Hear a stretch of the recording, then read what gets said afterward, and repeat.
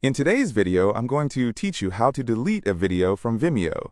If you find this useful, consider subscribing and liking the video. Let's jump right in. First things first, you need to open Vimeo in your preferred web browser.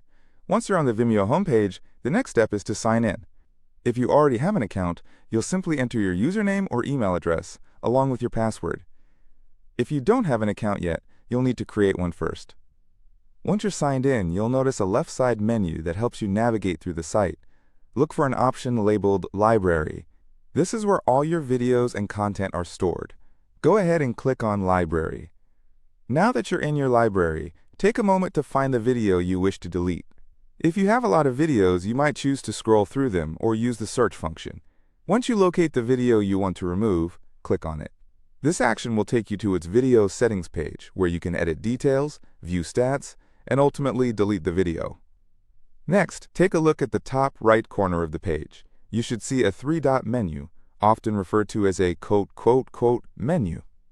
It's a little icon with three dots stacked vertically. Click on that icon. This will reveal a drop-down menu with several options.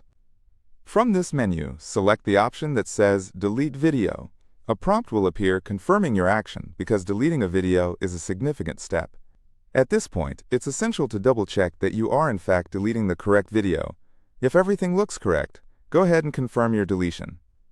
After you've confirmed, it's important to know that the video doesn't vanish into thin air just yet. Instead, it gets moved to a section called Recently Deleted. Vimeo keeps your deleted videos in this section for 30 days. This grace period acts as a safety net. If you change your mind or realize you need the video again, you can restore it within this time frame. However, keep in mind that after these 30 days pass, the video will be permanently deleted. So if you think you might need that video later on, it's always a good idea to restore it immediately to avoid losing any of your content forever. And there you have it. You've successfully learned how to delete a video from Vimeo.